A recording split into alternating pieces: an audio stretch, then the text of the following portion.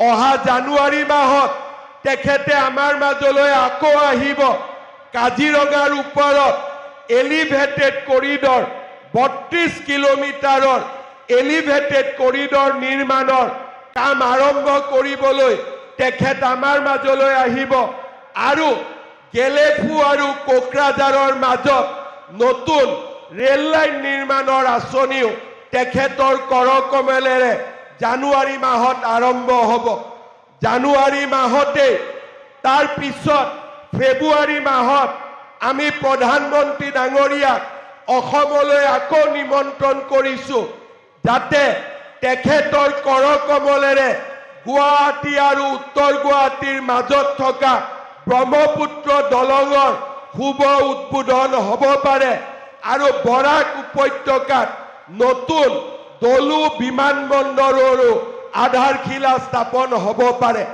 আমি অসমীয়াই এই সময়ছোৱাত যিমান উন্নতি দেখিছোঁ কেতিয়াও আমি আগতে ইমান উন্নতি দেখা নাছিলোঁ।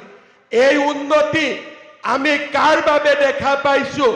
এয়া হৈছে আমাৰ প্ৰধানমন্ত্ৰী নৰেন্দ্ৰ মোদী ডাঙৰীয়াৰ নেতৃত্বৰ বাবে অসমৰ প্ৰতি থকা তেখেতৰ অযুত মৰমৰ বাবে।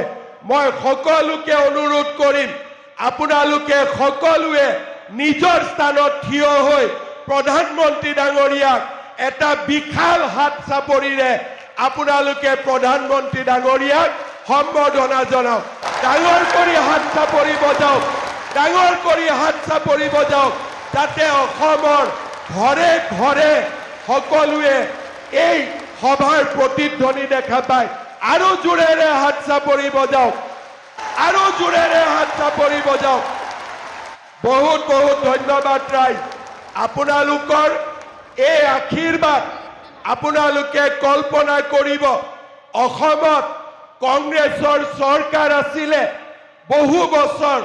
লোকপ্ৰিয় গোপীনাথ বৰদলৈ কংগ্ৰেছৰ প্ৰথম মুখ্যমন্ত্ৰী আছিলে, কিন্তু তেওঁলোকে যেতিয়া দেশ চলাইছিলে কেতিয়াও লোকপ্ৰিয় গোপীনাথ বৰদলৈ আজি যেনেকে নৰেন্দ্ৰ মোদী ডাঙৰীয়াই সন্মান জনাইছে আগত কেতিয়াও কোনেও কোনো প্ৰধানমন্ত্ৰী বাজপেয়ী ডাঙৰীয়াক বাদ দি কোনেও গোপীনাথ বৰদলৈ দেৱক এনেকে সন্মান জনোৱা নাছিলে।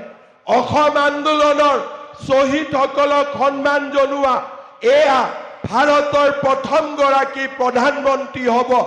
অসমৰ কাৰণে ব্ৰহ্মপুত্ৰৰ ওপৰত দলং, শোধনাগাৰ, সাৰ কাৰখানা, ছেমি কণ্ডাক্টৰ এই গোটেইবিলাক এখন নতুন অসমৰ নিৰ্মাণ আজি প্ৰধানমন্ত্ৰী ডাঙৰীয়াৰ নেতৃত্বত আমি দেখা পাইছোঁ। কেতিয়াবা কেতিয়াবা মই কওঁ অসমীয়াই আকাশ চুবৰ বাবে মন কৰে আৰু আজি প্ৰধানমন্ত্ৰী ডাঙৰীয়াৰ নেতৃত্বত অসমীয়াই সঁচাকৈয়ে আজি আকাশ চুব পাৰিছে। এয়া আমাৰ বাবে কৃতিত্বৰ বতৰা, আমাৰ বাবে আনন্দৰ বতৰা। মই পুনৰ এবাৰ প্ৰধানমন্ত্ৰী ডাঙৰীয়াক ধন্যবাদ জনাইছোঁ।